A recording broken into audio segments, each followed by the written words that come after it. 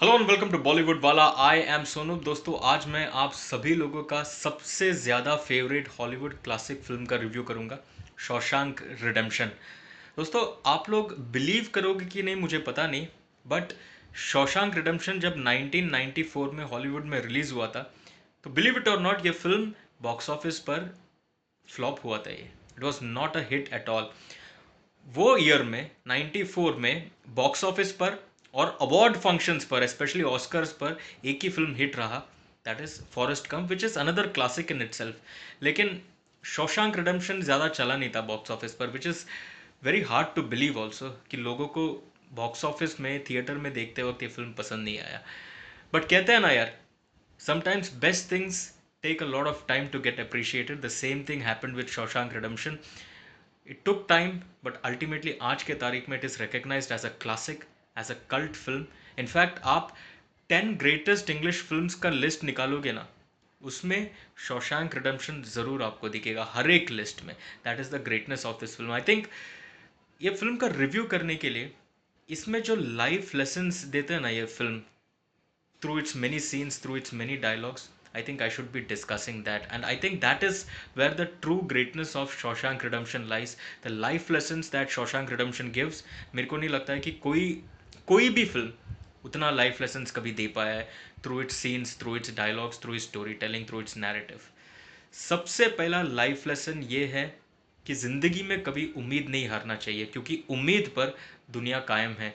Andy यानी Tim Robbins जब पहली बार जेल में जाता है, ऑल लुक्स लॉस्ट, क्योंकि उनको लाइफ इम्प्रिजनमेंट मिला है। वो चिल्ला चिल्ला के बोल रहे हैं कि उन्होंने उनका वाइफ और उनके वाइफ के लवर का मर्डर नहीं किया, but no one is ready to believe and everything seems to be lost. अभी उनको जेल में ही ज़िंदगी काटना है, जेल में ही जीना है, जेल में ही मरना है, ऐसा सबको लगता है। But he never loses hope.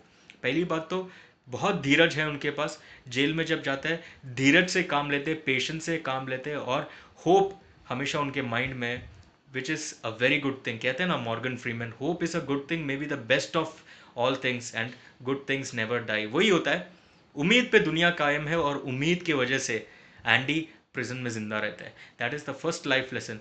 The second life lesson is always pick and choose your friends wisely. आपको याद होगा, एंडी जब जेल जाता है तो सबसे पहली बार वो मॉर्गन फ्रीमैन से बात करता है, लेकिन मॉर्गन फ्रीमैन से भी वो पहले दिन बात नहीं करता, ही takes time.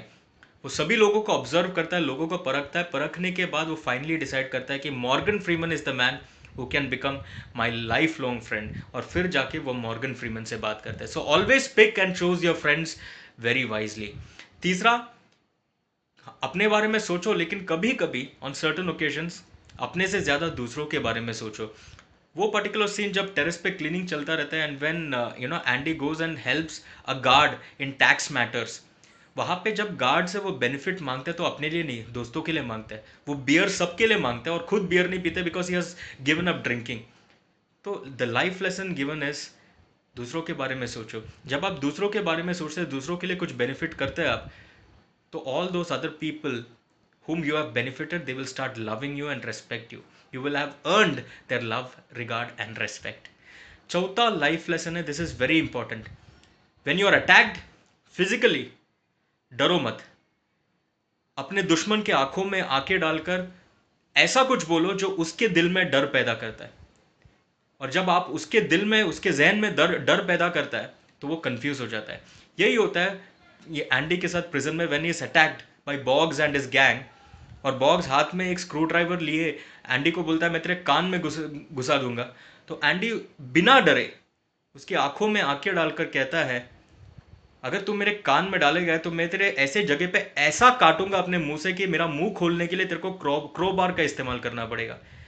That confuses Boggs and he gets scared and is not able to pierce Andy's ear with the screwdriver. तो कभी मत डरो when you are attacked. In fact, अपने दुश्मन के दिल में डर पैदा करो.